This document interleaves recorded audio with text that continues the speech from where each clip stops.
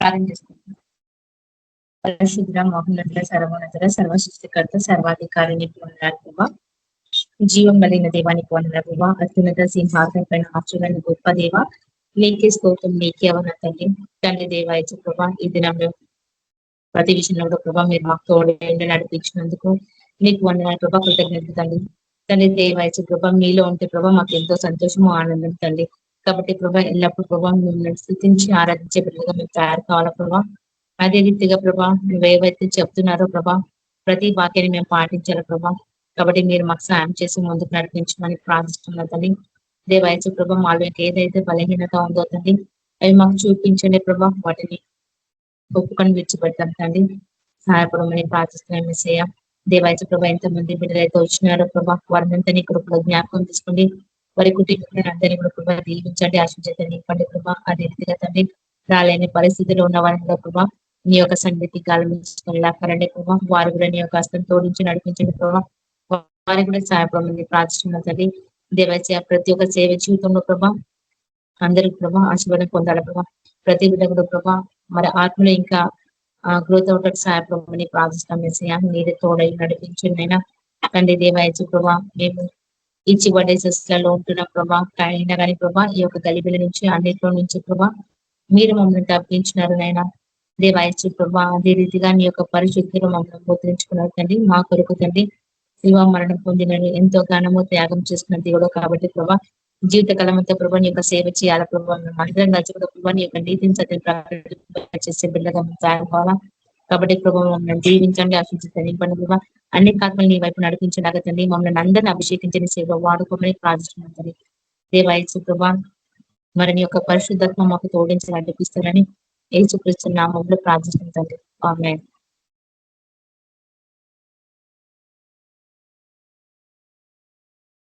Praise Lord sister, thank you. మన మధ్యన సుజాత పాట పాడతారు. Praise Lord sister.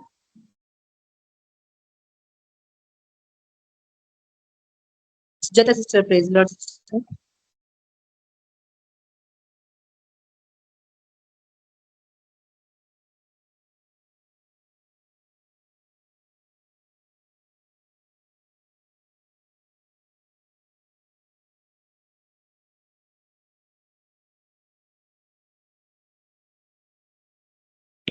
Sujatha sister, praise Lord sister. Praise Lord sister. Sister పాట పాడండి. Praise Lord. ఒక్క నిమిషం.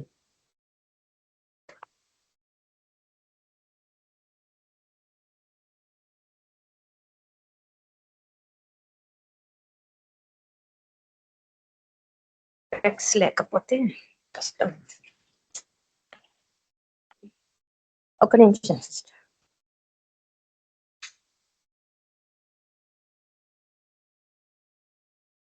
ఒక్క నిమిషం.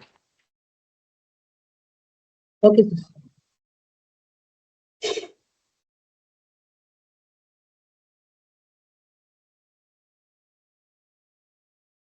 ప్రైజ్ ది లార్డ్ అందరికీ. బ్రదర్స్ అండ్ సిస్టర్స్ అందరికీ ఈ రోజు ఆన్లైన్ సర్వీస్ లో నాకు ఇచ్చినటువంటి ఈ అవకాశం కొరకే దేవుడికి వందనాలు చెల్లిస్తున్నాను. పరిశుద్ధుడైన యేసు క్రీస్తు ప్రభువుని వర్ణించటము వివరించటము మన వల్ల కాదు, కానీ దేవుడు మనకి ఇచ్చిన ఈ అవకాశంతో ప్రయత్నం చేస్తాం. కలములతో రాయగలనా, కవితలతో వర్ణించగలనా, కలలతో వివరించగలనా నీ మహోన్నతమైన ప్రేమ. కలములతో రాయగలమా, కవితలతో వర్ణించగలనా, కలలతో వివరించగలనా నీ మహోన్నతమైన ప్రేమ. ఆరాధింతును ఆరాధింతును ఆరాధింతును ఆరాధింతును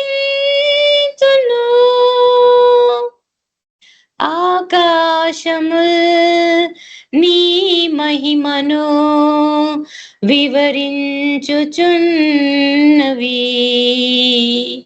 అంతరిక్షము నీ చేతి పనిని వర్ణించుచున్నది. ఆకాశముల్ నీ మహిమను వివరించుచున్నవి. అంతరిక్షము నీ చేతి పనిని వర్ణించుచున్నవి. దేవా నా ప్రాణము నీ కొరకై తపించుచున్నది. దేవా నా ప్రాణము నీ కొరకై తపించుచున్నది. నా రాజువు నీవే, నా తండ్రివి నీవే, నన్ను విడువవు ఎడబాయవు. నా రాజువు నీవే, నా తండ్రివి నీవే, నన్ను విడువవు ఎడబాయవు. కలములతో రాయగలనా, కవితలతో వర్ణించగలనా, కలలతో వివరించగలనా నీ మహోన్నతమైన ప్రేమ. సేరాబులు కేరుబులు నిత్యము నిన్ను స్తుతించుచున్నవి. మహాదూతలు ప్రధాన దూతలు నీ నామము కీర్తించుచున్నది. సేరాబులు కేరుబులు నిత్యము నిన్ను స్తుతించుచున్నవి. మహాదూతలు ప్రధాన దూతలు నీ నామము కీర్తించుచున్నది. దేవా నా ప్రాణము నీ కొరకై తపించుచున్నది. దేవా నా ప్రాణము నీ కొరకై తపించుచున్నది. నా రాజువు నీవే, నా తండ్రివి నీవే, నన్ను విడువవు ఎడబాయవు. నా రాజువు నీవే, నా తండ్రివి నీవే, నన్ను విడువవు ఎడబాయవు. ఆరాధింతును ఆరాధింతును ఆరాధింతును ఆరాధింతును. కలములతో రాయగలనా, కవితలతో వర్ణించగలనా, కలలతో వివరించగలనా నీ మహోన్నతమైన ప్రేమ. కలములతో రాయగలనా, ఆరాధింతును ఆరాధింతును ఆరాధింతును ఆరాధింతును. Praise the Lord sister. Thank you. Praise Lord sister, thank you. మన మధ్యన రవి బ్రదర్ వాక్యాన్ని షేర్ చేసుకుంటారు. సిస్టర్ ప్రైజ్ లార్డ్ అందరికీ.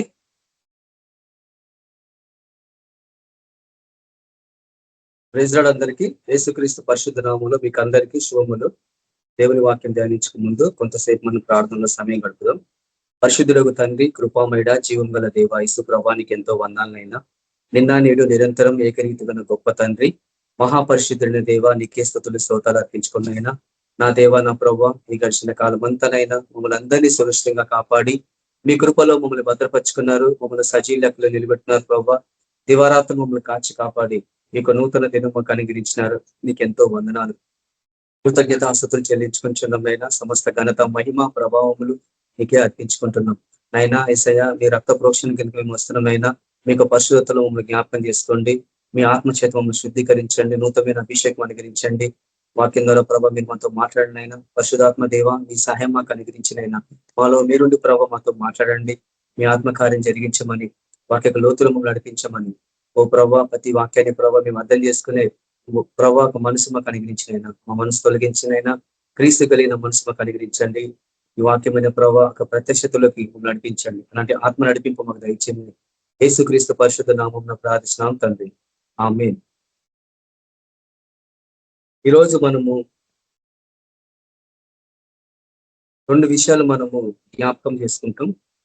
మొదటిది, దేవుడు మనకు ఎలాంటి పిలుపు మనకు అనుగ్రహించిండు.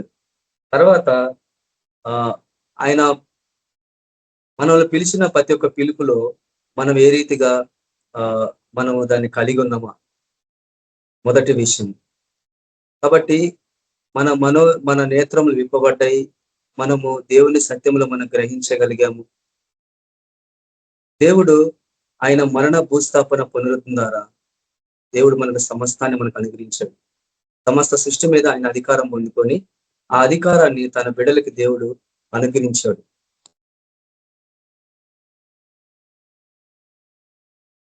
అయితే ఈ 2 విషయాలు మనము బహు జాగ్రత్తగా మనం అర్థం చేసుకోవాలి. ఒకటి ఏంటంటే, ఆయన సమస్త సృష్టి మీద అధికారం పొందుకున్న తర్వాత రక్షింపబడ్డ ప్రతి ఒక్కరికి ఈ సమస్త సృష్టి మీద ఆయన అధికారం పొంది ఆ అధికారాన్ని తిరిగి దేవుడు మనకు అది అనుగ్రహించాడు. ఎవరికి అనుగ్రహించాడంటే ఆయన పిలుపులో ఉన్న వాళ్ళందరికీ, రక్షింపబడ్డ ప్రతి ఒక్కరు ఆయన పిలుపులో ఉన్నారు ఈరోజు. కాబట్టి ఆయన పిలుపులో ఉన్న మనము ఎలాంటి ఆధిక్యత దేవుడు మనకు అనుగ్రహించాడు యేసు ప్రభువు మన జీవితంలో, అది ఈ రోజు మనం గ్రహించి మనం నిజంగా ఆ పిలుపుకు తగినట్లు మనము జీవిస్తున్నాము, లేక ఆయన ఇచ్చిన అధికారాన్ని మనము ఏ రీతిగా దాన్ని అమలు పరుచుకుంటున్నాం ఈ లోకంలో. ఇది విషయాలు మనము బహు జాగ్రత్తగా మనం పరిశీలించాలి. ఆ రీతిగానే మొదటిగా ఎఫెసీయులకు రాసిన పత్రిక 1వ అధ్యాయము 17వ వచనంలో ఒక వాక్యాన్ని మనం చూస్తాం.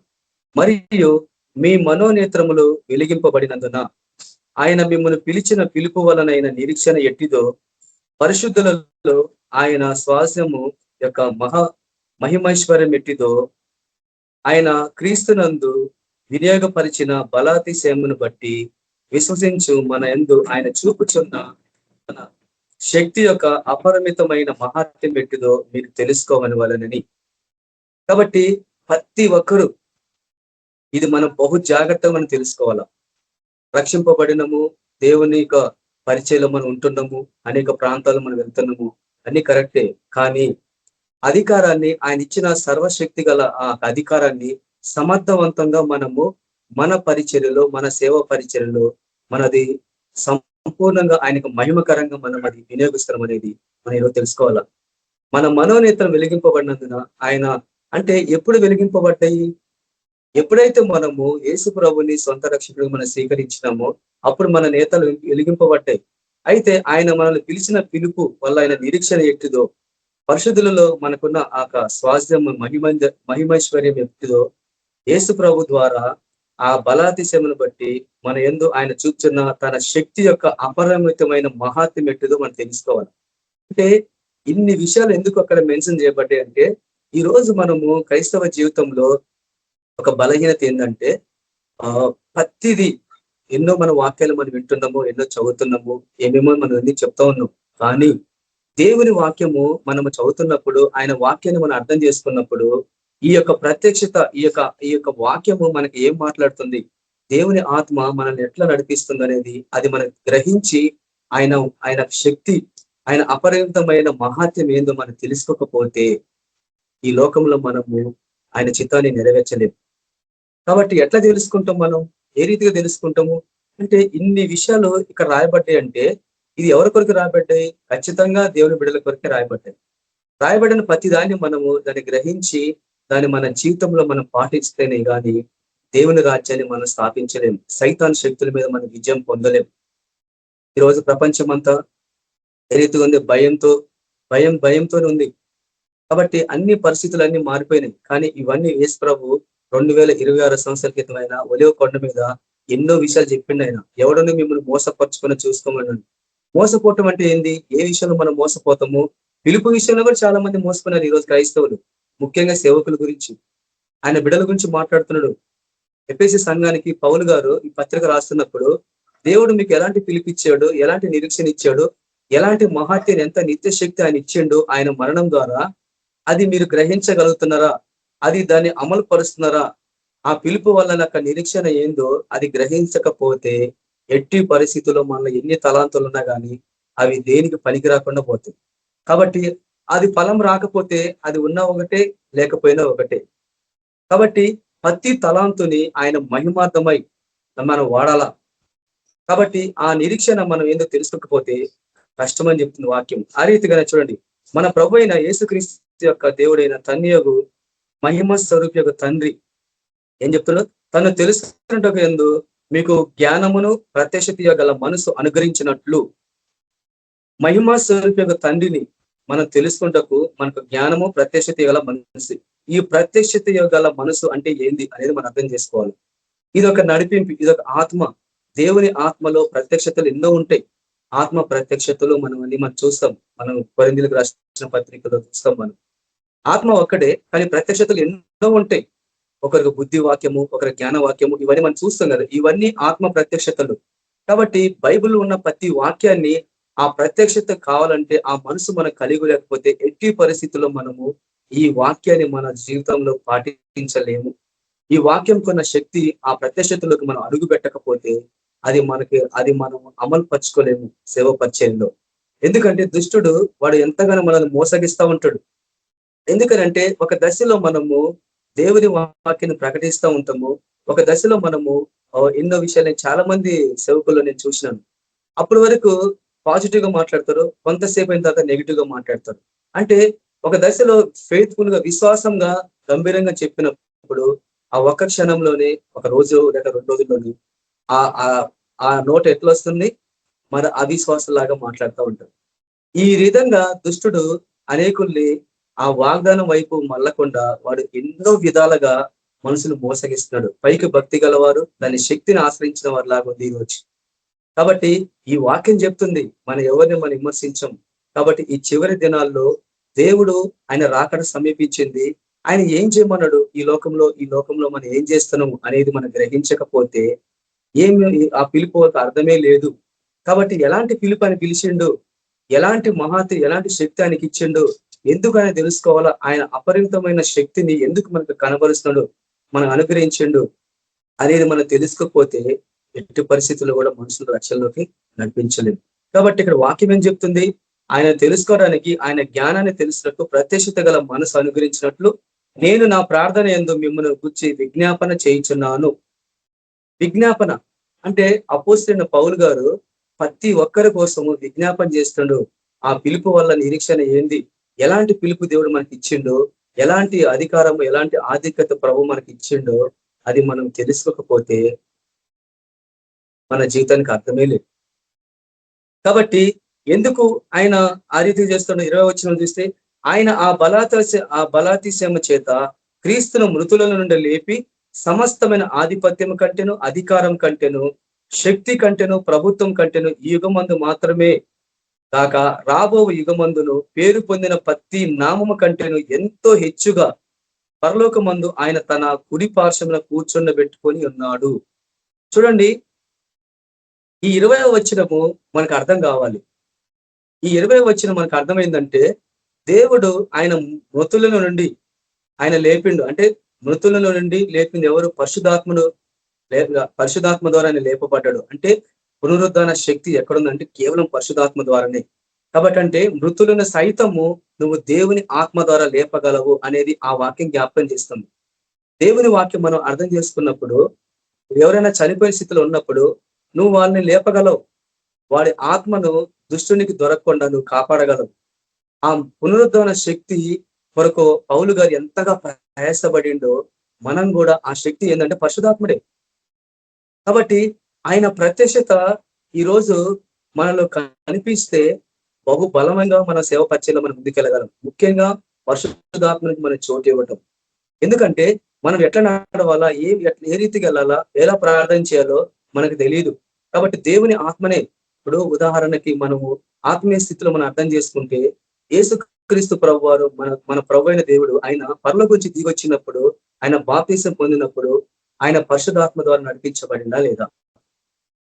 పరిశుద్ధాత్ముడు ఆయన్ని దేవుని సంకల్పము, దేవుని యొక్క పరిచర్య కొరకు ఆయన సిద్ధపరుస్తున్నాడు. అంటే ఆయన ఒక మానవుల్లాగా ఈ లోకానికి వచ్చిండు, కానీ దేవుడే. ఒక దశలో ఆయన దైవత్వం కనిపిస్తాడు, ఒక దశలో మానవుల్లా కనిపిస్తూ ఉంటాడు. కాబట్టి అది ఎట్లా, ఏ రీతిగా మనం అర్థం చేసుకోగలం?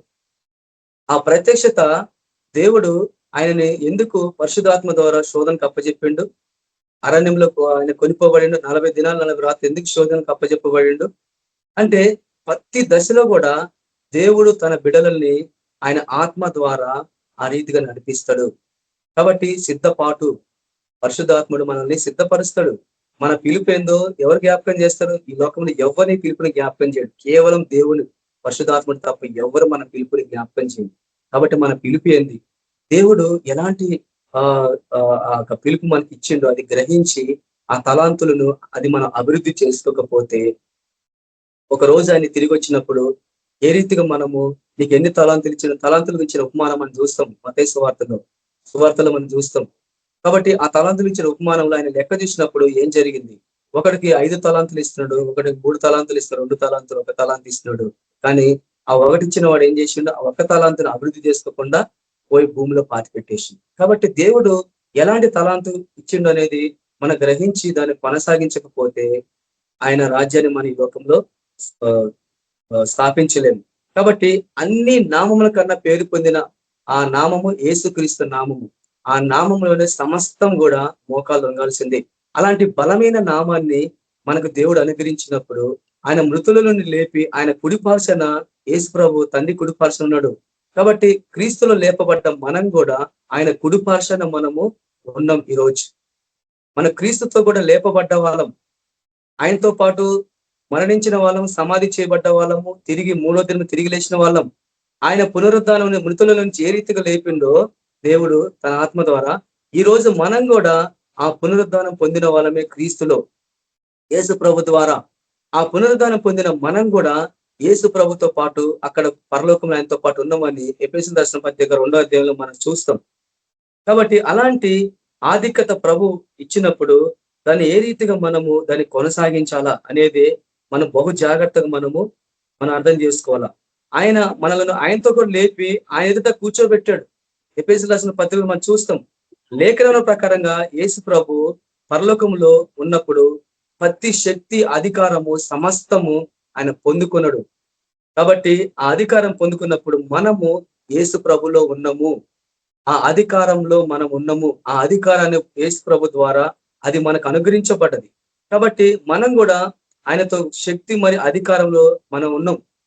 అంటే ఆ పవర్, ఆ శక్తి దేవుడు మనకు అనుగ్రహించాడు. మనం కూడా సింహాసనం ఆ సీనులై ఉన్నాం. అంటే ఆయనతో పాటు సింహాసనంలో ఉన్నాం, ఆయన పక్కన మనం కూర్చున్నాం. అంటే యేసు ప్రభు తన బిడలకి ఎలాంటి ఆధిక్యత ఇస్తాడో ఆయన మరణం ద్వారా. ప్రతి క్రైస్తవ జీవితంలో ఇవి గ్రహించకపోతే ఎట్టి పరిస్థితుల్లో కూడా మనము సైతాను వారి రాజ్యాన్ని కొలగొట్టలేం. ఇదంతా కూడా దేవుడు మనకు ఎందుకు ఇచ్చాడు? ఆయన అంతగా శ్రమ పొంది, అన్ని కష్టాలు పడి, అంత భయంకరంగా దుష్టుల మీద విజయం పొంది, లోక పాపాన్ని అన్ని ఒక్కసారిగా తన భుజాన్ని వేసుకొని ఆయన ఎందుకు అంతగా శ్రమలు ఉండిపోయాడు? మనం పొందాల్సిన శిక్ష ఆయన పొంది అన్నిటి మీద అధికారం పొందుకోండు. చూడండి, ఆయన సృష్టి చేసిన ఆ సృష్టి మీదనే మళ్ళీ తిరిగి అధికారం పొందుకోవాల్సిందంటే ఆయన ఒక నియమం పెట్టిందంటే ఆ నియమం ప్రకారం ఖచ్చితంగా మనం అది ఎవరైనా సరే పాటించాల్సిందే. శాస్త్రం రాసిన వాడు ఖచ్చితంగా ఆ రాయబడ్డ ప్రకారం నెరవేర్చాలా. లేకుంటే ఎట్టి పరిస్థితుల్లో ఆయన దేవుడు కాలేడు. ఆయన మాట మార్చకు నరుడు కాదు కదా, ఆయన దేవుడు. ఆయన మాట ఇస్తే ఖచ్చితంగా ఆయన నెరవేర్చే దేవుడు ఆయన. కాబట్టి అంత అధికారమ శక్తి మనకి ఇచ్చినప్పుడు దాన్ని వాడుకునే స్థితిలో ఉంది ఈ రోజు క్రైస్తవ జీవితం. ప్రతి దశలో భయము. ఎందుకంటే అడుగడుగున దుష్టుడు మనల్ని ఆటంకపరుస్తూ ఉంటాడు. ఎందుకంటే ఈ చివరి దినాల్లో విజృంభించి సంఘము విస్తరించి సువార్త పని చేయాలి అని చెప్పింది ఒకటే. చివరిగా నేను సమస్త సృష్టి మీద అధికారం పొందుకున్నా, కాబట్టి ఇప్పుడు మీరు వెళ్ళండి, సర్వలోకానికి వెళ్ళి సర్వ సృష్టికి సువార్త ప్రకటించండి, నమ్మిన వారి శిష్యులు చేయమన్నాడు, బాప్తీసాలు ఇమ్మన్నాడు, అనేకులను ప్రభులు నడిపించమన్నాడు, రోగులను పరచమన్నాడు, కుంటి వాళ్ళు గుడ్డి వాళ్ళు చనిపోయిన వాళ్ళు లేపమన్నాడు. ఇవన్నీ కూడా ఆయన పొంది ఆ శక్తి మనకిచ్చి ఈ రోజు నీలో ఉంది. ఆ శక్తి, ఆ అధికారం ఈ రోజు మనలో ఉంది. ఎందుకంటే మన పిలుపును దేవుడు ఎందుకు జ్ఞాపకం చేస్తున్నాడు? నువ్వు ఏ స్థితిలో పిలువబడ్డవో, నువ్వు ఎలాంటి కృప ఇచ్చిండో, దేవుడు ఎలాంటి తలాంతి ఇచ్చిండో అది నువ్వు గ్రహించి ఈ రోజు విజృంభించి ఆయన రాజ్యాన్ని మనం స్థాపించకపోతే సైతాను వాడు ఏం చేసిండు? ముందే పోయి వాడి సింహాసనం వేసుకొని లోకాన్ని వెళ్తున్నాడు. వాడు ప్రతి దశలో వాడి సింహాసనం ఉంది, ప్రతి గ్రామంలో ప్రతి ప్రజల వాళ్ళ సింహాసనం ఉంది. ఎందుకనంటే దేవుడు ఇచ్చిండు. దేవుని యొక్క బిడలు, దేవుని స్వరూపంలో చేయబడ్డ వాళ్ళు దుష్టుడు ఎట్లా ఉంటాడు? వాడి సింహాసనం ఎట్లుంటది? ఆయన సింహాసనం ఉండాలా, ఆయన యొక్క శక్తి ఉండాలా, ఆయన ఆరాధించాల్సింది పోయి సైతాను వాడు హృదయాలలో సింహాసనం వేసుకొని వాడు లోకంలో పాపంలో నడిపిస్తూ భయంకరంగా మనుషుల్ని వాడు చిత్రహింసలు పెడుతూ నరకాన్ని తీసుకెళ్తాడు. అలాంటి అధికారం పొందిన మనకి ఆయన అంతగా అధికారం మనకి ఇచ్చినప్పుడు అది మనం మర్చిపోయి ఆ తలంతే మర్చిపోయి ఏదో యథావిధిగా చేసినాం, పోయినాం, వస్తున్నాం, పోతున్నాం అనేది అది కాకుండా ఎలాంటి కృప ఇచ్చిండో మన మనోనేతలు వెలిగింపబడితే ఈ రోజు ఈ సత్యాన్ని మనం గ్రహించాలా. ఇది గ్రహించినప్పుడే ఎప్పుడైతే నువ్వు ఆ వాక్యాన్ని నువ్వు ఆ రీతిగా నువ్వు అవలంబించుకొని దాని ప్రకారం ముందుకెళ్తావో ఖచ్చితంగా సైతాన్ రాజ్యం కూలిపోతుంది. ఎక్కలేని శక్తి, ఎక్కలేని ధైర్యం నీకు వస్తుంది. దేవుని ఆత్మ అప్పుడు నీలో ఉండి పనిచేస్తాడు. ఆయన వాక్యాన్ని మనం ఆజ్ఞను గైకుంటేనే పరిశుద్ధాత్ముడు ఎట్లొస్తాడు?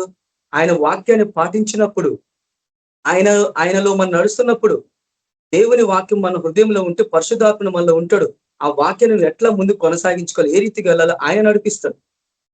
నాలోని తీసుకొని మీకు బోధించడు అన్నాడు యేసు ప్రభు. అంటే యేసు ప్రభు ఏం జ్ఞాపకం చేసిండో ఈ లోకంలో వచ్చినప్పుడు వాటన్నిటిని పరిశుద్ధాత్ముడు ఆయన ద్వారా అది జ్ఞాపకం చేయబడి మన ముందుకు ఆయన నడిపిస్తా ఉంటాడు. ఇది మనం గ్రహించాలా. ఈ నడిపింపు కొరకు మనం ప్రయాసపడాలి. మతపరమైన జీవితంకి ఇవన్నీ ఉండవు. ఇవన్నీ వాళ్ళకి అర్థం కావు, వాళ్ళకి తెలియవు. కానీ మనం వాళ్ళకి చెప్పాలా. ఇది చాలా ప్రాముఖ్యమైనది. అందరికీ పిలుపు ఉంటుంది, అందరికీ తలాంతులు ఉంటాయి, అన్నీ ఉంటాయి. కానీ వాళ్ళకి తెలియదు ఎవరి ద్వారా అది బయటకు రావాలా. ఒక ఉదాహరణకి ఒక ఉదాహరణకు చెప్తే, ఒక దగ్గర ఒక పెద్ద కుస్తీ పోటీ జరుగుతున్నాయి. కొంతమంది కొట్లాడుకున్న కుస్తీ పోటీ జరుగుతూ ఉంది. జనం అంతా కూడా చుట్టూ బారికెట్లు కట్టి ఆ ఇసుకలో వాళ్ళు కొట్టుకుంటూ ఉన్నారు. ఎవరు బలం ఏంటంటే కొట్టుకుంటున్నారు. ఎవరైతే గెలుస్తాడో వాడికి అధికారం ఉంటది, లేకుంటే వాడికి బహుమానం ఉంటది.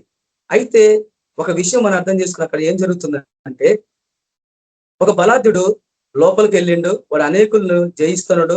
వాడు ఎంత బలిష్ఠుడై వాడు భయంకరంగా వాడు అందరినీ ఎవరు లేరా నన్ను ఓడించే వాళ్ళు అని వాడు సంకల గుద్దుకోడు ఎంత అదొక విధిగా మాట్లాడుతున్నప్పుడు ఆ చుట్టుపక్కల ఉన్న వాళ్ళందరిలో కూడా ఒక యవనస్తుడిని ఆ యవనస్తుడు ఒక ఆశ్చర్యంగా అదొక వింతగా చూస్తుండ అక్కడ. అంటే ఈయన ఓడించేవాడు ఎవరు లేడా ఇక్కడ అని చుట్టూ బారదోలుతూ ఉన్నాడు, చూస్తున్నాడు ఆ యవనస్తుడు. ఎవరో ఒక తెలియని వ్యక్తి ఆ యవనస్తుడిని ఎత్తి ఆ గ్రౌండ్ లో పడేశాడు. ఆయన లేపి అక్కడ పడేసిన వాడు ఎదురు ఆ గ్రౌండ్ లోకి వచ్చేసాను లోపలికి. ఒకసారి నువ్వు లోపలికి పోయినవంటే, యుద్ధ భూమిలో పోయినవంటే నీ శక్తి, నీ ప్రభావం ఏందో నీకు తెలుస్తుంది. అప్పటి వరకు అతనిలో ఉన్నది ఎవరో తెలియదు. ఎప్పుడైతే ఎవరో ఒక వ్యక్తి అతను లేచి ఆ యుద్ధ రంగంలో నింపి పడేసిండో అప్పుడు ఏం జరిగింది మీరు ఊహించుకోండి. అప్పుడు ఏం జరిగింది? అది ఆ ఎత్తినోడు పక్కన పడేస్తే వాడు లోపల పోయి వాడు భయంకరంగా వాడి మీద యుద్ధం చేసి లాస్ట్ కి మొత్తం అటు చేసి ఇటు చేసి మొత్తానికి వాడు ఏం చేస్తాడు? వాడి మీద విజయం పొందుతాడు. తర్వాత బహుమానం వస్తూ ఉంటది. నీకు బహుమానం ఉందని చెప్పి అందరూ కేకలు వేస్తూ అందరూ ప్రశంసలతో చేస్తూ ఉంటే అవన్నీ అతను పట్టలేదు. నేను నా పాటికి నేను గమ్మున అందరితో చూసేవాళ్ళలాగా అక్కడ ఏం జరుగుతుందంటే చూసేవాళ్ళలాగా ఉన్నాను. బయటే ఉన్నా, నేను లోపల నాకు అవసరం లేదు, ఒక సరదాగా సంతోషంగా ఏదో కాలం గడుపుతున్నాంలే అని అనుకున్న వాడిని ఒక్కసారిగా యుద్ధంలో పోతే వాడు ఎలాంటి ప్రతిభ, ఎలాంటి శక్తిమంతుడో ఎప్పుడు తెలిసింది? ఆ యుద్ధంలో పోయి ఆ కుస్తీ పోటీల్లో వాడిని గెలిచినప్పుడు. అయితే అతనికి ఏమనిపిస్తుంది? ఆ బహుమానమే దానికి ఇష్టం లేదు, ఏం లేదు. అసలు నన్ను ఈ యుద్ధ భూమిలోకి నెట్టింది ఎవరు? నన్ను ఈ లోపల పడేసింది ఎవరు, వాడి సంగతి తేలవాలని చెప్పి అతను ఏం చేస్తున్నాడు, వాడి కోసం చెప్తున్నాడు. అంటే ఇక్కడ మనం ఏం ఒక ఆత్మీయ సత్యం మనం అర్థం చేసుకుంటే, నీకు దేవుడు ఎలాంటి శక్తి ఇచ్చిండో, ఎలాంటి పవర్ ఇచ్చిండో, ఆయనలో నీకు ఎలాంటి అధికారం ఇచ్చిండో ఎప్పుడు తెలుస్తుందో తెలుసా? నువ్వు సైతాన్తో కొట్లాడినప్పుడే. దేవుడు కావాల్సినదే నీ సంతానములకు ఆమె సంతానకు వైరం. ఖచ్చితంగా ఇది వైరమే. సైతాన్ శక్తులతోనే, దురాత్మలతోటి మనం యుద్ధం చేస్తున్నాం. దేవుని కుమారులు మనం. ఆయన రక్తం ఇచ్చి మనల్ని కొనుక్కున్నాడు. నువ్వు నీ సొత్తు కానే కాదు. ఆయన రక్తంతో మనం విమోచించాడు. ఆయన సర్వశక్తి మంతుడు. ఆ పవర్, ఆ శక్తి, ఆ అధికారాన్ని ఆయన బిడ్డలకు ఇచ్చి అది వాడుకోమంటే ఈ రోజు క్రైస్తవ జీవితం అవన్నీ మాకు అవసరం లేదు. కొట్లాట్లు, ఇవన్నీ యుద్ధాలు, ఇవన్నీ మాకు అవసరం లేదు. మా పాటికి మేము ప్రార్థన చేసుకుంటాము, చేసుకుంటూ పోతాం. కానీ ఆత్మలు ఎట్లా రక్షింపబడతాయి? వాడు బలవంతుడు, వాడి చేతులు చిక్కబడ్డ ఆత్మలను నువ్వు పోయి గెలవాలంటే నువ్వేం చేయాలా? ఆ యుద్ధ భూమిలోకి వెళ్ళాలా, వాడితో నువ్వు పోరాడాలా, వాడి మీద విజయం పొందాలా. అప్పుడే గాని ఆ సైతాన్ శక్తుల నుంచి ఆత్మల రక్షణలో నడిపించడం. యేసు ప్రభు చేసింది కూడా అదే. ఆయన ఈ లోకానికి వచ్చి మహాయుద్ధమే, మహా సంగ్రామమే చేసింది. ఆయన శిలువ మీద ఆయన త్యాగము, ఆయన చేసిన ఒక 3.5 సంవత్సరాల పరిచర్య ఈ లోకాన్ని మార్చేసింది. మన జీవితాలకు ఒక పునాది, మన ఆత్మీయ జీవితానికి ఒక గొప్ప ప్రణాళిక దేవుడు ఆయన ద్వారా ఆయన మనకు చూపించాడు. కాబట్టి అది తెలుసుకున్న మనము ఎంత జాగ్రత్తగా ఉండాలా, అది మనం ఎట్లాగా అమలు పరుచుకోవాలా. కానీ ఈ రోజు లోకం అంతా ఎట్టుంది? ఎక్కడ పోయినా భయము భయము భయము. వాళ్ళు చంపుతారేమో, భయపడతారేమో, వీళ్ళెంత అంతా చుట్టూన్నారు, జెండాలు కట్టుంది, అంత వ్యతిరేకం ఉంటదేమో అనుకోండి. కానీ ఎవడిని ఆపడు. ఎందుకనంటే క్రీస్తులో ఉన్న అధికారాన్ని ఎప్పుడైతే నువ్వు దాన్ని నీ హృదయంలో నుంచి సంపూర్ణంగా ఆ వాగ్దానాన్ని, ఆ వాక్యాన్ని నమ్మి మనం ఎప్పుడైతే నువ్వు ముందుకెళ్తావో అప్పుడే సైతాన్ రాజ్యం కూలిపోతుంది. అక్కడ పోవడం లేదు. ఎప్పుడైతే నువ్వు ఆ వాక్యం నీ హృదయంలో విశ్వసించి దాన్ని పాటిస్తాను ఎప్పుడైతే నువ్వు ముందు అడుగేస్తావో ఆల్రెడీ వాడు రాజ్యం కూలిపోతుంది. అలాంటి విశ్వాసము మనలో ఉందా అనేదే మనము ప్రశ్నార్థకం. దేవుని వాక్యాన్ని మనం ఎన్నో సంవత్సరాల నుంచి మనం వింటున్నాం కదా. ఎన్నో వాక్యాలు మనకు గ్రూప్ ద్వారా దేవుడు అన్న ద్వారా బయలుపరుస్తున్నాడు, సిస్టర్స్ ద్వారా, బ్రదర్స్ ద్వారా అన్ని దేవుడు బయలుపరుస్తున్నాడు కదా. కాబట్టి ప్రతి వాక్యంలో కనీసము అది ఏందనేది ఏ రోజైనా మనం గ్రహించకపోతే ఆత్మలు ఎట్లా రక్షణకు వస్తాయి? ఆత్మలంత ఒక ఆత్మను కనాలంటే, ఒక బిడ్డను కనాలంటే 9 మాసాలు మోసిన తల్లికి తెలుసు. 9 నెలలు మోసి అది ఆ బిడ్డను జాగ్రత్తగా కాపాడి ప్రసవ వేదన పడే టైంకి ఆమె ఎంత వేదన పడుతుందో, ఒక ఆత్మను కనాలంటే అంత వేదన ఉంటది. ఆయన పడ్డాడు శిలువ మీద, సంఘాన్ని ప్రసవించిండు ఆయన. అంత వేదన పడితేనే ఈ రోజు మనకు రక్షణ వచ్చింది. ఆ వేదన ఈ రోజు మనం లేకపోతే, ఆయన పొందిన శ్రమలలో మనం పాలుభాగస్తులు కాకపోతే, ఆయన పొందిన దెబ్బలలో మనము పాలుభాగస్తులు కాకపోతే ఎట్టి పరిస్థితుల్లో కూడా దేవుని చిత్తాన్ని నెరవేర్చలేము. తండ్రి తన కుమారుని ఎందుకు అంతగా ఇష్టపడుతున్నాడు, ఎందుకు అంతగా ఆయన చేర్చుకున్నాడు అంటే, తన కుమారుడు తండ్రి చెప్పిన ప్రతిదీ తూచా తప్పకుండా పాటించాడు. ఆయన కుమారుడుగా ఉండి తండ్రి చిత్తాన్ని ఎట్లా విధేయత చూపించాలి, తండ్రి కుమారుడికి ఉన్న సంబంధము ఏ రీతిగా ఉందో యేసు ప్రభు ద్వారా అది తండ్రి మనకు అనుగ్రహించింది. అలాంటి ఆ సహవాసము కలిగి మనం ఉంటే సమస్తం మనకు సాధ్యమే. ఎప్పుడైతే మనం విశ్వసిస్తామో, ఎప్పుడైతే మన జీవితంలో అది నమ్ముతామో, తప్పకుండా దేవుడు మనకు అది మన జీవితంలో నెరవేరుస్తాడు. చూడండి, ఎఫెసీయులకు రాసిన పత్రిక 6వ అధ్యాయం 2వ అధ్యాయం 26వ వచనంలో, క్రీస్తు యేసునందు మనలను ఆయనతో కూడా లేపి పరలోకమందు ఆయనతో కూడా కూర్చుండబెట్టెను. యేసు ప్రభుతో పాటు కూడా మనం లేపబడ్డాం. యేసు ప్రభుతో పాటు మనం పునరుద్ధరణ పొందినాం. యేసు ప్రభుతో పాటు మనము ఆయన సింహాసనం పక్కన తండ్రి మనల్ని కూర్చోబెట్టిండు. పరలోకంలో ఉన్న ప్రతిదీ సమస్తం మీద, పరలోకం మీద భూమి మీద సర్వాధికారం ఆయన చేతులకు వచ్చేసింది. కాబట్టి ఆ శక్తి గల అధికారాన్ని, ఆయన నామాన్ని దేవుడు మనకు అనుగ్రహించాడు. యేసుక్రీస్తు నామం. ఆ నామముకున్న శక్తి ఈ లోకంలో ఏ నామానికి లేదు. ఈ లోకంలో ఎన్నో నామాలు ఉండొచ్చు, కానీ శక్తి, అధికారము ఆ నామంకే ఉన్నాయి. ఆ నామంలో నువ్వు ఏది ఉచ్చరించినా గానీ అది ఖచ్చితంగా అది మోకాలు ఉన్నది. అది రోగమైన, ఎలాంటి జబ్బైనా, ఎలాంటి అనారోగ్యమైన, ఎలాంటి దుష్ట శక్తులైనా, ఎలాంటి మంత్ర శక్తులైనా సరే, ఆ నామంలో నువ్వు ఈ వాగ్దాన్ని నమ్మి విశ్వసించి నువ్వు ఎప్పుడైతే అమలు పరుచుకుంటావో అధికారాన్ని, సైతాన్ని నీ కింద పడిపోతుంది. వాడి సింహాసనం కూలిపోతుంది. నువ్వు వెళ్ళబని లేదు. ఈ వాక్యాన్ని నువ్వు హృదయపూర్వకంగా ఎప్పుడైతే నువ్వు విశ్వసిస్తావో, విశ్వసించి వాడు కలవరపడడు అని ఉంది వాక్యం. ఎప్పుడైతే మనం విశ్వసిస్తామో ఆ వాగ్దానం మన హృదయంలో యాక్టివేట్ అవుతుందో అదే విశ్వాసం మనం ముందుకు వెళ్తామో ఏ దుష్ట శక్తులు నీ ముందు నిలబడలేదు. పరిస్థితులు కూడా అన్ని నీకు అనుకూలంగా మారిపోతాయి. ఈ సృష్టి నీకు లోబడిపోతుంది. ఈ సృష్టిలో ఏమున్నా సరే అదంతా నీ కంట్రోల్కి వస్తుంది. ఇది మనం గ్రహించాల. చివరి దినాల్లో ఉంటున్నాం, ఆయన రాకడ దినాల్లో ఉంటున్నాం మనం. కాబట్టి ఈ రోజు మనము యేసు ప్రభు ఒక స్థానంలో ఈ భూమి మీద తండ్రి చిత్తాన్ని నెరవేర్చాలా. అందుకొరకు ఆయన మనకు అంత అధికారం మనకు అనుగ్రహించాడు. చూడండి, యేసు ప్రభు పునరుద్ధానం పొందిన తర్వాత శిష్యులతో మాట్లాడే మాట ఏంది? యేసు మత్తయి సువార్త 28:18 వచనంలో, అయితే యేసు వారి యొద్దకు వచ్చి పరలోకమందున భూమి మీద నాకు సర్వ అధికారం ఇవ్వబడి ఉంది అని చెప్తున్నాడు. అయితే అక్కడ కొంతమంది 17 వచనంలో వారు ఆయన చూసి ఆయనకు మొక్కిరి కానీ కొందరు సందేహించిరి. ఎవరైతే సందేహిస్తారో, ఎవరైతే ఆయన చెప్పిన మాటకి విధేయత చూపించి దాన్ని అమలు పరుచుకుంటాడో వాడికి అధికారం అందరికి ఉంటుంది. అందరూ పిలుపులో ఉంటారు. కానీ పిలువబడ్డవారు అనేకులు, కానీ ఏర్పరచబడ్డ వాళ్ళు కొంతమంది. ఆ కొంతమందిలో నువ్వు నేను ఉండాలి. ఆ కొంతమంది ద్వారానే దేవుడు ఆయన రాజ్యాన్ని స్థాపిస్తాడు. కాబట్టి ఇక్కడ శిష్యులు కూడా అనుమానించినట్టు మనం చూస్తాం. ఆయన మొక్కిండ్రు, కానీ ఆయన చెప్పింది వాళ్ళు పాటించలేదు. చూడండి, ఆ అధికారం దేవుడు ఇచ్చిండు. కాబట్టి అప్పుడు ఆయన చెప్తుండు, మీరు సర్వ సృష్టి సువార్త ప్రకటించమని. ఇది ఎప్పుడు చెప్పిండు? 2026 సంవత్సరాల క్రితం ఆయన పునరుద్ధానం పొంది ఆయన ఆరోహణం కాకముందు శిష్యులతో సరాసరి మాట్లాడుతున్న మాట చివరి మాటలై.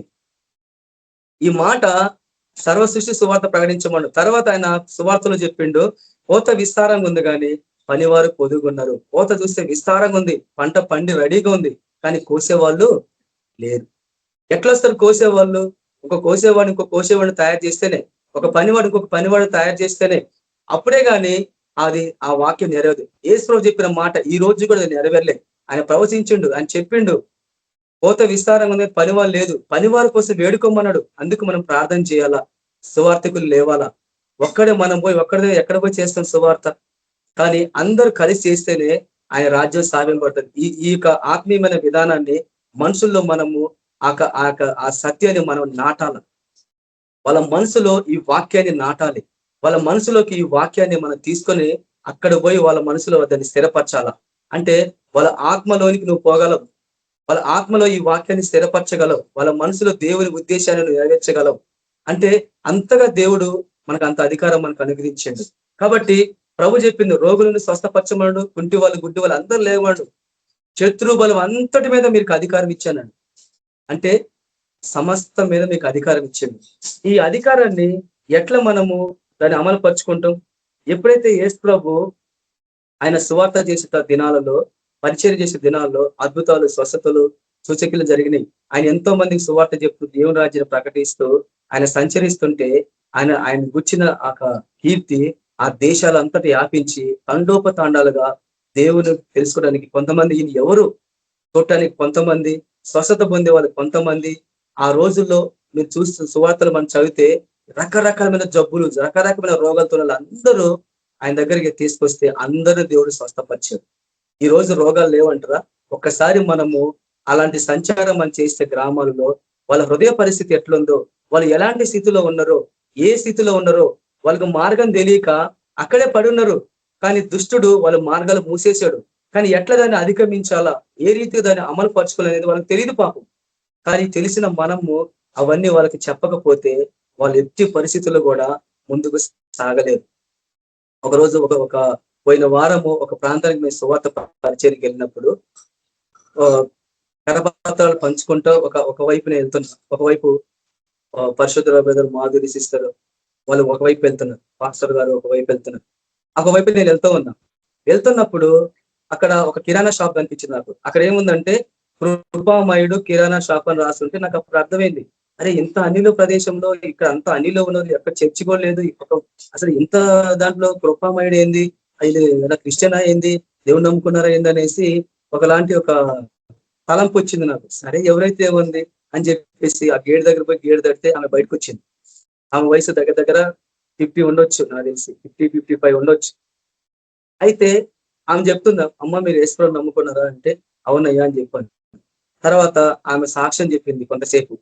ఆమె హైదరాబాద్ ఎక్కడ ఉంటుందంట, నువ్వు వెళ్ళు, నీ గ్రామానికి వెళ్ళు, నువ్వు అక్కడ పరిచర్య చేయి అని చెప్పి దేవుడు ఆమె దర్శన రీతిగా మాట్లాడి ఆమెతో ఎప్పుడైతే చెప్పిండో అవన్నీ విడిచిపెట్టేసి హైదరాబాద్ నుంచి వాళ్ళ సొంత ఊరికి వచ్చింది.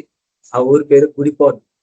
ఆ ప్రాంతంలోకి వచ్చినప్పుడు అక్కడ వచ్చిన తర్వాత నుంచి ఆమె ప్రభు నమ్ముకుంది, కుటుంబం ఇంత రక్షణ పొందలేదు. చూడండి, ఒక అన్నిరాలకు దేవుడు దర్శనం ఇచ్చి ఆయన మాట్లాడిండు, నువ్వు అక్కడ సేవ చేయమని. కానీ ఏం చేయాలో ఎట్లా చేయాలో ఆమె తెలియదు. కాబట్టి కొంతసేపు ప్రార్థన చేసిందంట. తర్వాత ప్రార్థనలు ఉంటే కొంతమందికి పోయి ప్రార్థన చేసే వాళ్ళు మంచిగా అయిపోతారు, స్వస్థతలు పొందుతున్నారంట, కొంతమందికి చెప్తుందంట. కానీ భయంకరమైన శ్రమలు గుండా పోతున్నాం. భార్య భర్తల కొట్లాటలు, కుటుంబాలకు పిల్లల మధ్య కొట్లాటలు, ఎంత అరిసిపోయి ఎంత నలిగిపోయిన జీవితం ఆమె చెప్తా ఉంటే ఎంత బాధ అనిపించిందంటే, కానీ ఎట్లా చేయాలో ఏం చేయాలో నాకు అర్థం కావట్లేదు. కానీ దుష్టుడు మాట్లాడుతున్నాడు, ఇది నా ఏరియా. కాబట్టి బైబిల్ మనం చూస్తాం కదా, ఒకప్పుడు ఈ వాక్యము చంద్రశేఖర్ చెప్తుంటే నేను నాకేమయ్యేది, అది ఏంది అది అంటే ప్రతి ఏరియాకి ఒక దురాత్మ ఉంటుందా అని అనుకున్నప్పుడు దానియేలు గ్రంథంలో రాయబడిన వాక్యం. అప్పుడు ఆమె చెప్తుంది, ఆ దురాత్మ మాట్లాడుతుందంట, ఇది నా ఏరియా, ఇది నా ప్రదేశం, నా సింహాసనం ఇక్కడ ఉంది, ఇక్కడ ఎందుకు వచ్చి ఇక్కడి నుంచి వెళ్ళిపో, నువ్వు వెళ్ళకపోతే నేను కష్టాలు పాలు చేస్తా, నీ కుటుంబంలో అందరినీ చంపేస్తానని భయంకరంగా అది డైరెక్ట్ మాట్లాడుతుందంట ఒక స్వరం ద్వారా. దాని పక్కన భయంకరంగా శోధిస్తుంటే ఆమె విసిగిపోయి ఎంత వేదంతో ఆమెకున్న బాధ అంతా వ్యక్తపరుస్తా ఉంది. చూడండి, ఆ టైంలో మేము ప్రార్థన చేస్తున్న ప్రభువా పరిశుధాత్మ దేవ, ఇప్పుడు ఎట్లా ఏం ఓదార్చాలా, ఇంకేం చెప్పాలా ప్రభా అని నేను ఆ మాట్లాడుతూ ఉంటే నేను ప్రార్థన చేసుకున్న మనసులో. కానీ దేవుడు మాట్లాడుతున్నాడు, ఆమెను బలపరచు. కాబట్టి చూడండి, ఇదే విషయము అలాంటి వాళ్ళు కూడా ఉన్నారా? ఆమె పిలుపు ఉంది, కానీ ఎట్లా ప్రార్థన చేయాలా, ఏ రీతిగా దుష్టుని ఎదిరించాలా అనేది ఆమె తెలియదు. రక్షణ పొందింది, బాప్తిసం తీసుకుంది, పరిచర్య చేస్తుంది, పాపం ఎంత సతమవుతున్నట్టుంది. కానీ దేవుడు ఆమె జీవితంలో ఎన్నో అద్భుతాలు, స్వస్థతలు దేవుడు అనేకుల్లో జీవితాల్లో జరుగుతున్నాయి. కానీ శ్రమల గుండా పోతుంది. దాన్ని ఎట్లా విజయం పొందాలనేది ఆమెకు తెలియదు. అప్పుడు వాక్యంలో నుంచి కొన్ని వాక్యాలు చూసి ఆమెకు నేను చెప్పడం జరిగింది. అపవాదిని దేవునికి లోబడి ఉండి అపవాదిని ఎదురించాడు, అప్పుడు వాడు మీ ఎద్దకెళ్ళి పారిపోను. అంటే దేవునికి లోబట్టం అంటే ఏంది? విన్న ప్రతి వాక్యము, దేవుడు చెప్పిన ప్రతి వాగ్దానం, ఆయన చెప్పిన ప్రతి మాటను ఎప్పుడైతే నువ్వు దాన్ని విశ్వసించి దాన్ని నువ్వు ఎప్పుడైతే నువ్వు పాటిస్తావో అపవాది నుంచి వెళ్ళిపోతాడు అని కొన్ని వాక్యాలు చెప్పి ఎట్లా ప్రార్థన చేయాలా, నీ ప్రార్థనలో కొంత మార్పులు రావాలా, నువ్వు ఎట్లా ప్రార్థన చేస్తావు అంటే చెప్పింది ఎట్లా ప్రార్థన చేస్తానని. ఈ రోజు నుంచి నీ ప్రార్థన మార్పులు రావాలా, దుష్టుని గద్దించడం నేర్చుకోవాలా, వాటితో నువ్వు మాట్లాడాలా. ఆ రీతిగా నా కుటుంబంలోకి రావద్దని మనం ప్రార్థన చేస్తాం. అదే రీతిగా ఆమె చెప్పినప్పుడు ఆమె హృదయంలో ఎక్కడైనా సంతోషం, ఒక వేదన ఆమెకు పోయినట్టు అనిపించింది. ఆమె తర్వాత ప్రార్థన చేసిన అప్పుడు ఆమె మీద పరిశుధాత్మ దిగి రావటం. కాబట్టి ఆమె ఎంతగా సంతోషించిందంటే నాకు ఎంతో సంతోషం అనిపించింది. దేవుడా నన్ను అనుకున్నా, ప్రభా ఈమె కొరకేమో పంపించేమో దేవా ఈ ప్రాంతానికి అని అనుకున్నా. ఎందుకంటే ఆమె ఉన్న స్థితిని చూస్తే చాలా భయంకరంగా ఉంది. కానీ దేవుని గురించి అన్ని పిలుపుంది, అన్ని ఉన్నాయి. కానీ ఎట్లా పోవాలా, ఏం చేయాలా, ఎవడొక తెలియ చెప్తే కదా మార్గం. పౌలు గారు ఆయన పౌలుగా మారక ముందు ప్రభు దర్శించిండు అతన్ని. కానీ ఏం చేయాలి, ఎట్లా పోవాలి తెలియదు. కానీ అననీయను పంపించిండు దేవుడు. కానీ అననీయ ద్వారా బాప్తిసం పొందిండు, పరిశుధాత్మ పొందుకున్నాడు, తిరిగి బలపడి ఆహారం పొందుకొని ఇంకొక ప్రాంతంలోకి వెళ్ళి ఆయన కొంతకాలం దేవుడితో సమయం గడిపిండు. తర్వాత తిరిగి సేవకు వచ్చింది. అంటే దేవుడు తన బిడ్డలు ఎందుకు పంపిస్తాడంటే అలాంటి వాళ్ళు కూడా ఉన్నారా? నసంపు గురించి చూస్తాం బైబిల్లో. యెరూషలేము నుంచి ఆరాధిస్తున్నాడు, వెళ్తున్నాడు, కానీ తెలియట్డానికి ఈయన ఎవరి గురించి మాట్లాడుతున్న, ప్రవక్త గురించియా, తాను గురించా, ఏ రకం గురించియా, దయచేసి నాకు చెప్పము, ఎవరైనా త్రోవ చూపించుకుంటే నాకు ఎట్లా తెలుసును అన్నప్పుడు అప్పుడు ఫిలిప్ ఏం చేసిండు, రథం ఆపి ఎక్కి ఆ లేఖన భావాన్ని అర్థం చేసి ఆయనకు సువార్త ప్రకటించినప్పుడు అతను బాప్తిసం పొందడం, తర్వాత ఫిలిప్ దేవుని ఆత్మలో కొనిపోబట్టం, ఇవన్నీ మనం చూస్తాం. ఇవన్నీ యాక్సిడెంటల్ గా జరగటం కాదు, అలాంటి వాళ్ళు కూడా ఉన్నారు అనేది బైబిల్ చెప్తుంది. అలాంటి స్థితిలో నలిగిన జీవితాలు, పగిలిపోయిన జీవితాలు, విరిగి నలిగిన హృదయాలు, ముందుకు సాగలేక పరిస్థితుల్లో భయంకరంగా చెక్కబడి దుష్టుడు భయంకరంగా శోధిస్తుంటే ఈ సత్యం తెలియక, ఈ వాక్యం అర్థం తెలియక అలాంటి బిడ్డలు ఎంతో మంది నలిగిపోయిన జీవితాలు ఉన్నాయి. ఒకసారి మనం పోయి చూస్తే తెలుస్తుంది. మనం అలాంటి వాళ్ళకి ఆదరణ కలిగిస్తే ఒక్కసారి వాళ్ళు ఆ సత్యం గ్రహించినప్పుడు విజృంభించి సైతం మీద పడి వాడి రాజ్యాన్ని కూలగొడతారు. ఇది ఎవరు చెప్పాలా? నువ్వు నేనే చెప్పాలి. ఎందుకంటే ఈ విధానాలు దేవుడు ఆయన బయలుపరిచినప్పుడు మనకు బయలుపరచబడ్డ ప్రతి వాక్యాన్ని నువ్వు అది ఏ సంఘమన్నా కానీ ఆ సంఘంలో మనకి చెప్పాలా. వాళ్ళ హృదయ పరిస్థితిని బట్టి దాన్ని రిలీజ్ చేయకపోతే ఎట్టి పరిస్థితుల్లో వాళ్ళు అదే భావంలో ముందుకు వెళ్ళిపోయి ఒక యూనిఫామ్ లాగా ఒక విధానంగా వెళ్ళిపోతారు, కానీ ఆ సత్యాన్ని గ్రహించలేరు. దేవుడు ఎందుకు అది మనకు బయలుపరిచిన అన్నప్పుడు అది మనం చెప్పాలా.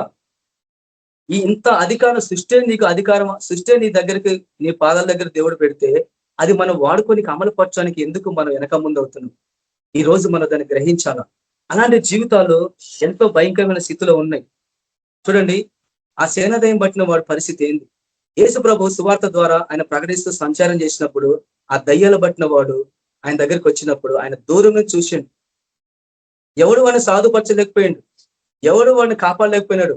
కానీ యేసు ప్రభు ఎప్పుడైతే అక్కడ వెళ్ళిండో ఆ గెరాసీన ప్రాంతానికి ఆ బంధకాల నుంచి వాడు బయటకు వచ్చిండు.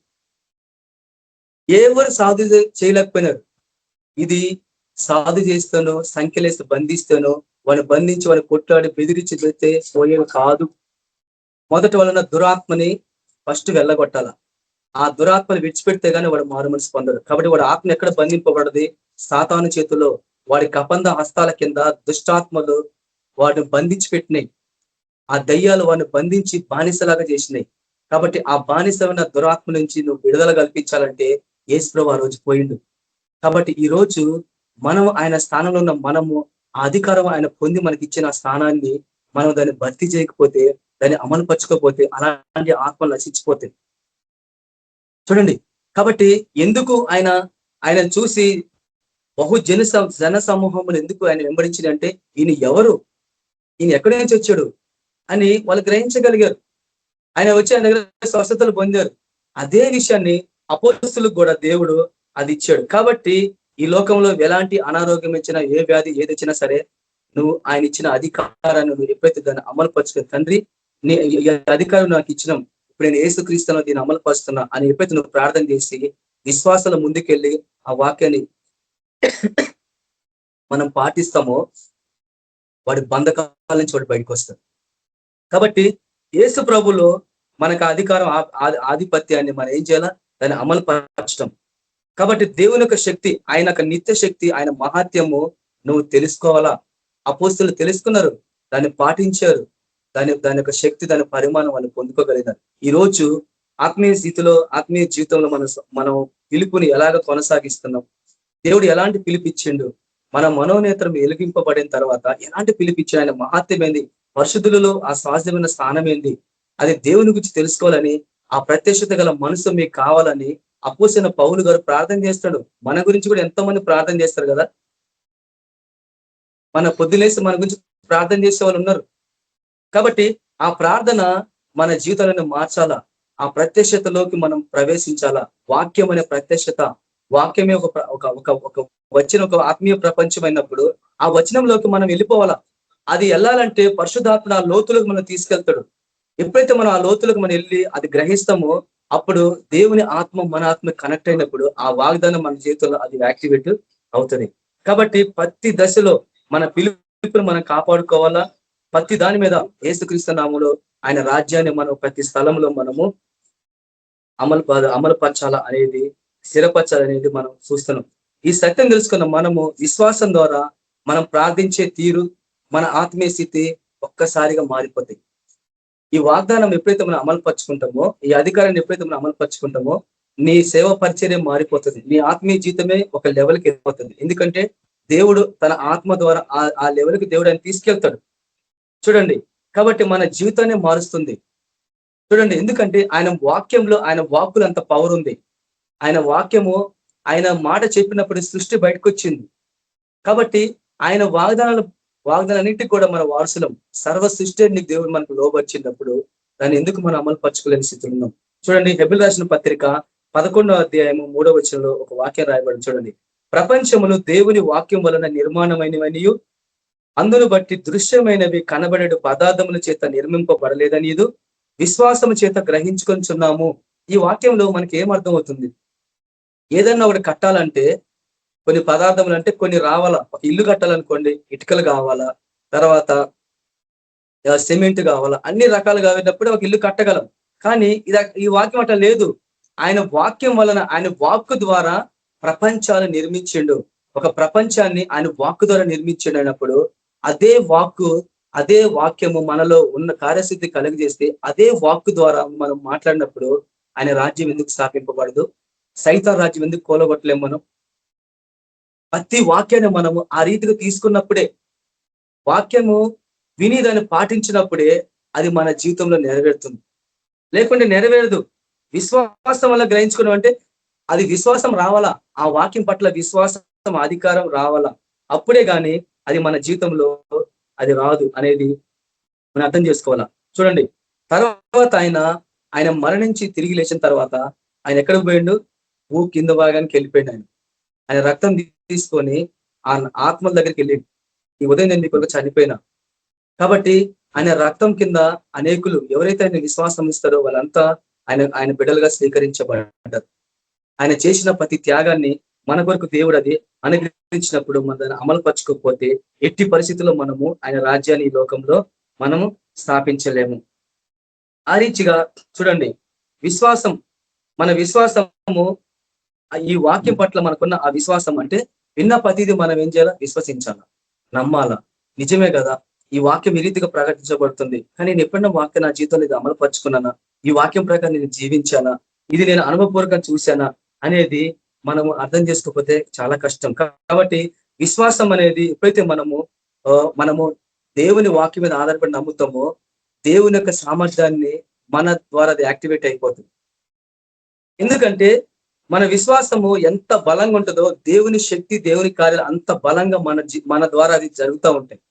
అలాంటి శూర కార్యంలో మనం చేయాలంటే మన విశ్వాసం అంత బలంగా, ఎప్పుడైతే అంత బలంగా మన విశ్వాసాన్ని కొనసాగుతామో అంతే బలంగా దేవుడు తన గొప్ప గొప్ప కార్యాలు మన ద్వారా అది మనకు చేస్తారు. కాబట్టి దురదృష్టం ఏంటంటే ఆయన శక్తిని మనం ఏం చేస్తాను? పరిమితం చేస్తాను. ప్రభా నాకు ఇంతే ఉంది, ఇంతే చాలు ప్రభా, ఇంతవరకే చాలు, ఇంతే చేస్తా చాలు ప్రభా అని మనం ఏం చేస్తాం అంటే ఆయన శక్తిని ఆయనకి చేతికి మనమే అడ్డుగోడగా ఉన్నాం.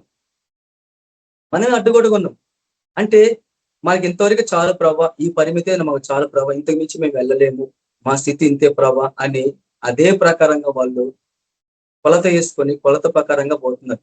కానీ బైబిల్ ఏం చెప్తుంది తెలుసా? ఒకడు 100 అంతలు గాను, ఒకడు 60 అంతలు గాను, ఒక 30 అంతలు గాను. ఎందుకు ఆ విధానం ప్రభు చెప్పినట్టే కొంతమంది 1 నుంచి 30 వరకు వస్తారు, ఆగిపోతారు. కొంతమంది 60కి వస్తారు, ఆగిపోతారు. కొంతమంది 100% వచ్చే కొంతమందే. కాబట్టి ఇది ఆత్మీయ జర్నీ. కాబట్టి ఇది స్పిరిచువల్ ర్యాంకింగ్ అంటారు. ఇది స్పిరిచువల్ ర్యాంకింగ్ అన్నప్పుడు మన ఆత్మీయ స్థితిని 30 నుంచి 60కి పోవాలా, 60 నుంచి 100కి పోవాలా, 100 నుంచి ఇంకా మిలియన్స్కి వెళ్ళిపోవాలా. అంటే దాంట్లో కొలత లేదు, పరిమితి లేదు. దేవుని శక్తిని మనం పరిమితి చేయగలమా? ప్రభు శక్తి ఇంత ఉంది అని మనం ఎప్పుడైనా కొలత వేయగలమా? ఎట్టి పరిస్థితి ఆయన సర్వశక్తుడు, ఆయన శక్తికి ఎవడు కూడా పరిమితి చేయలేడు. అంత శక్తిమంతుడైన దేవుడు అధికారించినప్పుడు మనం ఎట్లా దాన్ని పరిమితం చేస్తాం?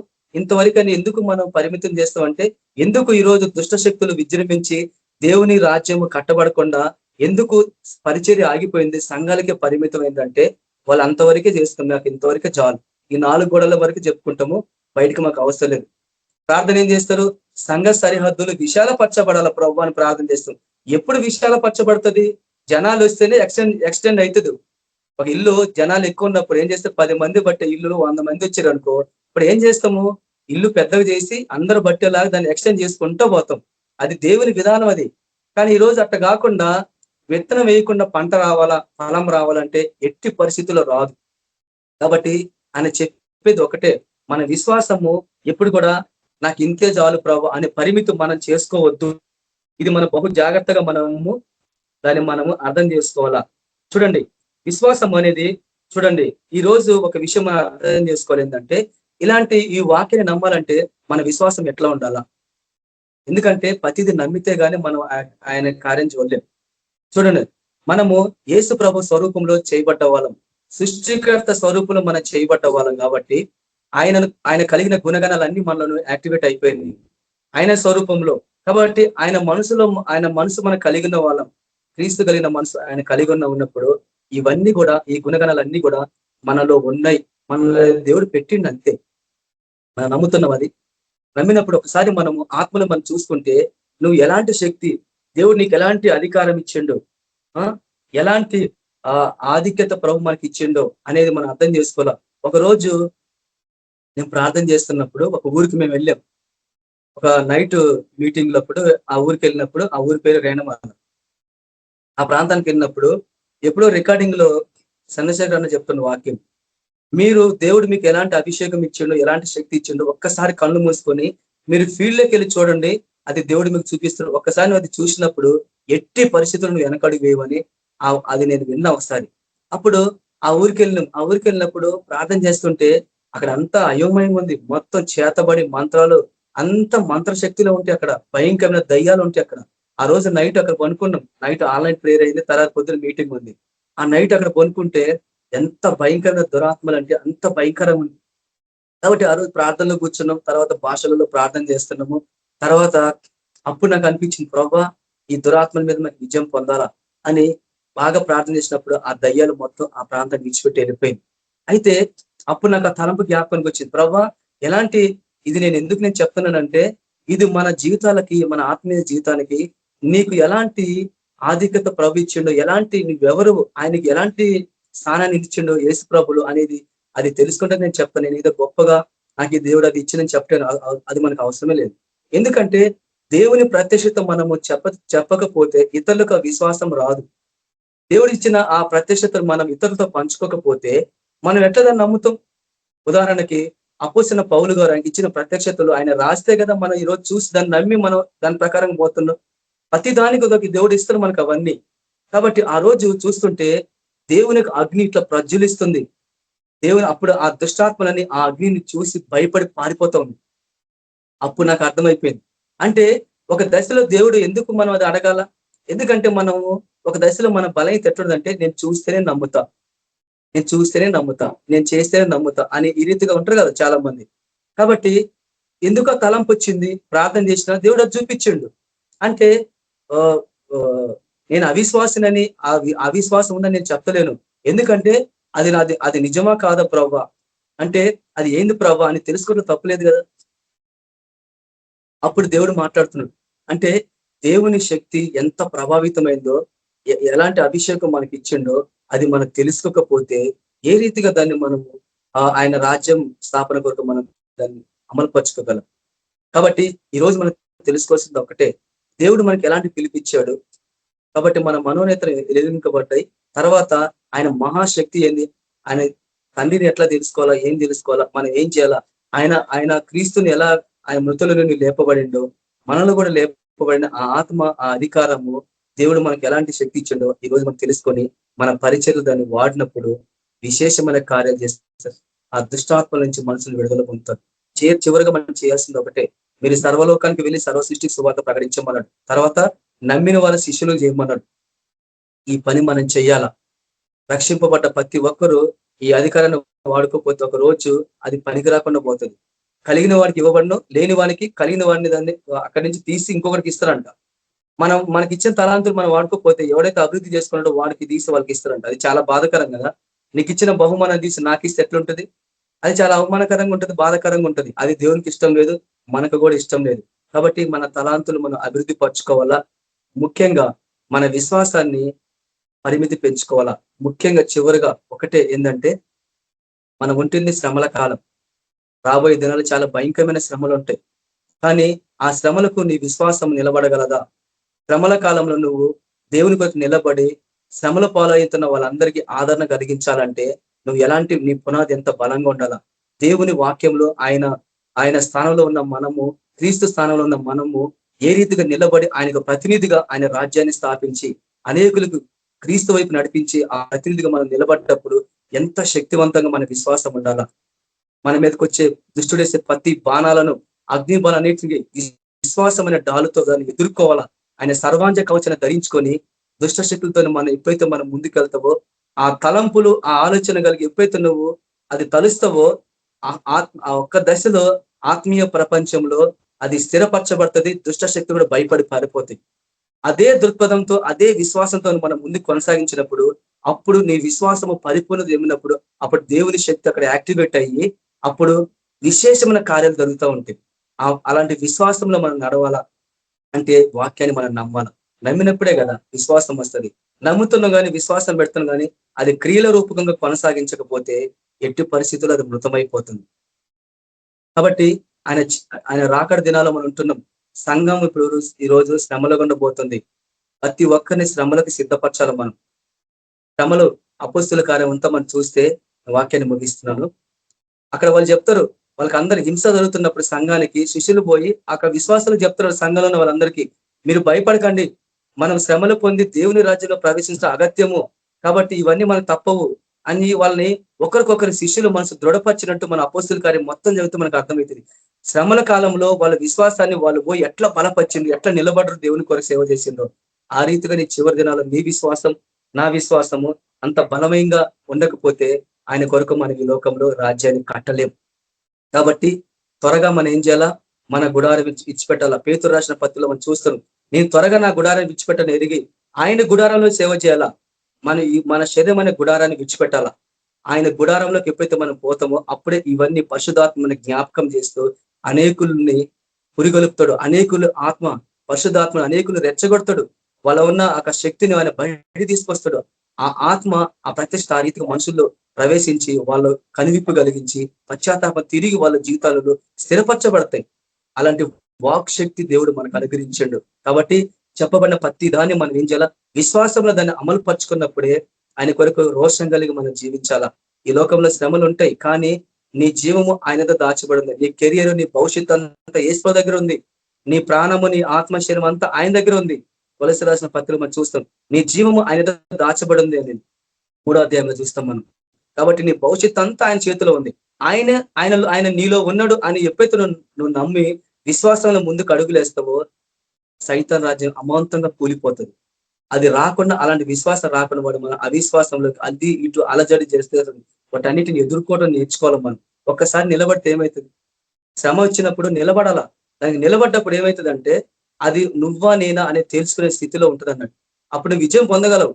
చూడండి, ఇద్దరు బలవంతులు కొట్లాడుతుంటే వాడు 10 దెబ్బలు కొడితే కనీసం ఒక దెబ్బ కూడా కొట్టలేవా? వాడు 10 సార్లు నేను పడేయచ్చు, కానీ ఒక్కసారి నువ్వు మొత్తానికి పాతాళంలో కొన్ని తొక్కగలవు. అలాంటి ఫెయిత్ లో ఉండాలి. కాబట్టి శ్రమ వస్తుందంటే మనం ఏం చేస్తామంటే ఒక విధంగా చెప్పండి, భయపడి భయంతో విన్న విశ్వాసం కూడా పోతుంది. అట్లా కాదు, ఏది వచ్చేసరి నిలబడాలా. యేసు ప్రభు నాలో ఉన్నాడు, నాలో ఉన్నవాడు ఈ లోకంలో ఉన్నవాడిని కంటే గొప్పవాడు అనేది ఎప్పుడైతే అలాంటి దృఢమైన విశ్వాసం కలిగి నిలబడి ఆ వాక్యాన్ని ఆ అధికారాన్ని అమలు పరుస్తావో వాడి రాజ్యం అమాంతంగా కూలిపోతుంది.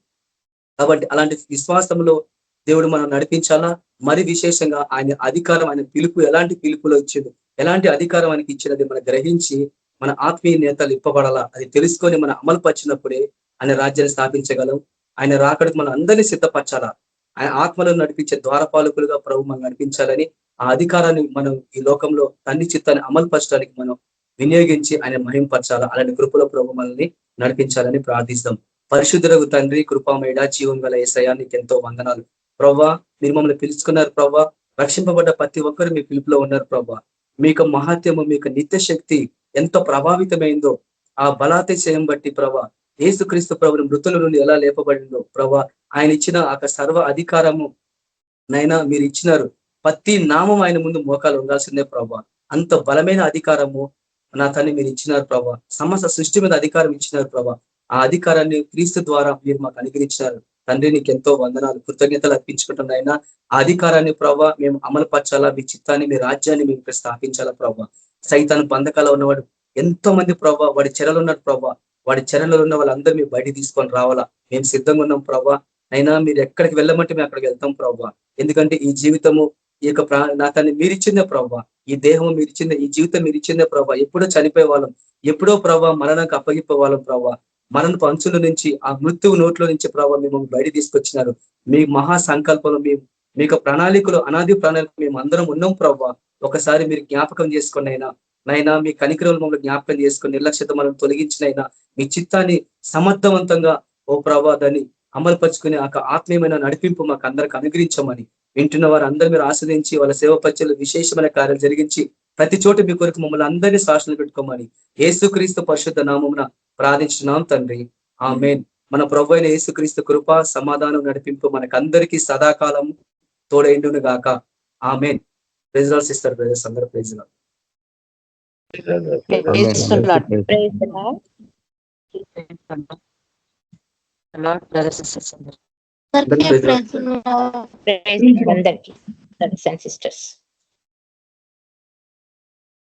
అందరికీ ప్రైజ్ ది లార్డ్.